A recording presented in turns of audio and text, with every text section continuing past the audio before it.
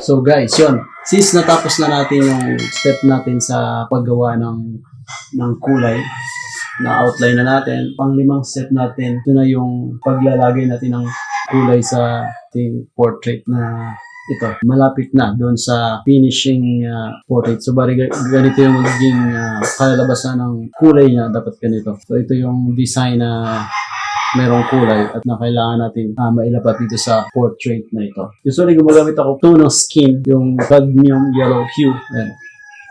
And then cadmium yellow light, cadmium red medium, ivory black, burnt sienna para sa skin yan, titanium white.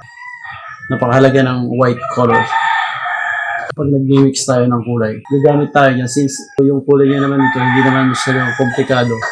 Sa mga nauna kong ginawang portrait na mas yung paggawa ko ng skin tone, kamukha nitong isa nito, or yun, tsaka yun, sa likod. Medyo mas maraming kulay na ginamit.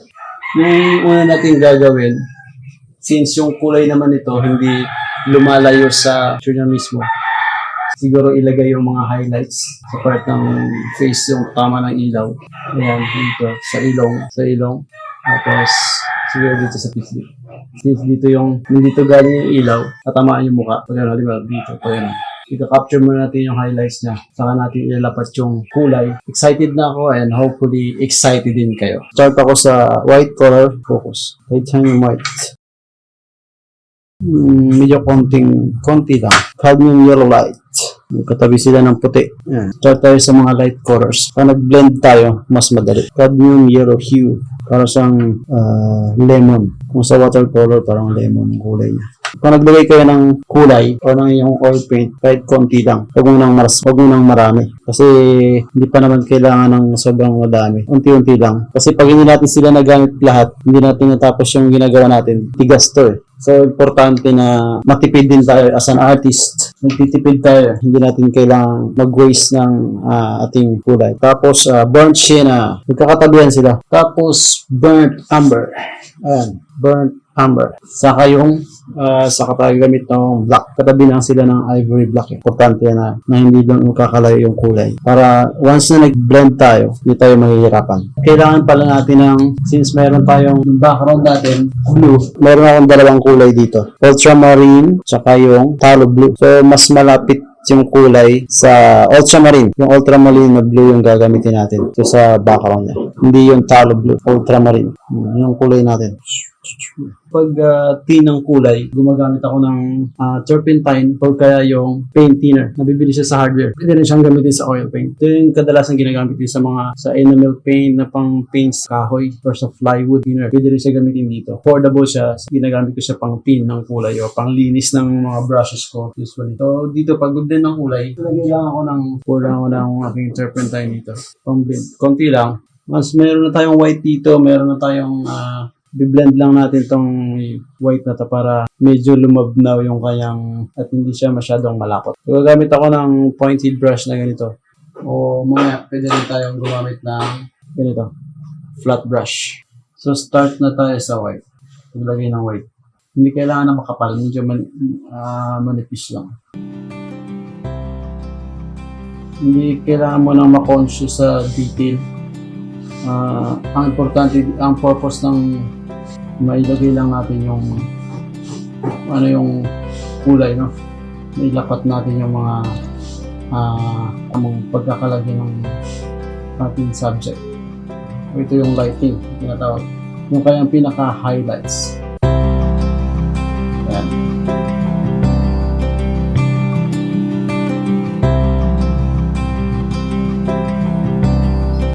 Highlights muna tayo. Lagyan mo tayo ng mga light. Hindi natin kailangan ng detalye muna. Kumbaga, nilalapat lang natin yung highlights. Hindi kailangan mo ng detail. Medyo wash effect. Gamitin natin siya ng wash effect. Yung wash effect, kadalasan, yung terminology na ginagamit siya sa pag nagpipaint ng watercolor, yung maraming water doon sa mix ng watercolor. So, usually ginagamit ito sa modern style ng oil. Ginagamit siya para mas mapabilis na mag-blend yung kulay instead na makapal paglagay ng ating plates. Mas madalas kong gumagawa ng mga portrait since after kung nag-aral ng high school, nakahiligan ko yung paggagawa ng mga portraits instead of yung mga landscape because I found most challenging pagpo-portrait like yung sa landscape painting. Minsan gagawa rin ako ng video landscape. Wala pang blend to, hindi pa ako nag-blend. Lagi lang muna ako ng highlights. Importante lang maglagay na tayo ng mga light color.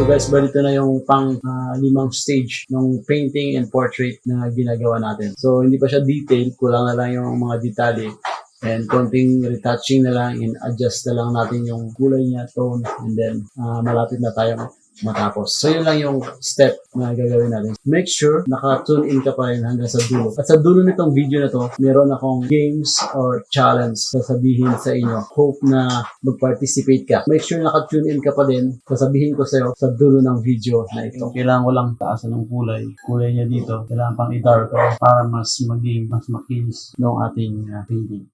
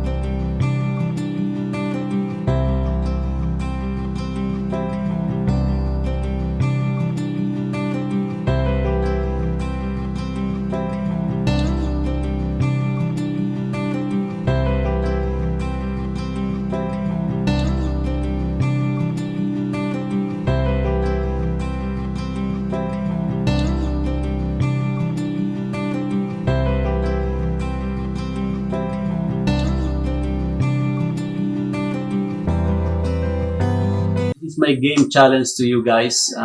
Kailangan nyo lang gawin ay i-share sa 10 mga friends niyo yung video na to. And then, para maging eligible ka sa games na to, kailangan nakasubscribe ka.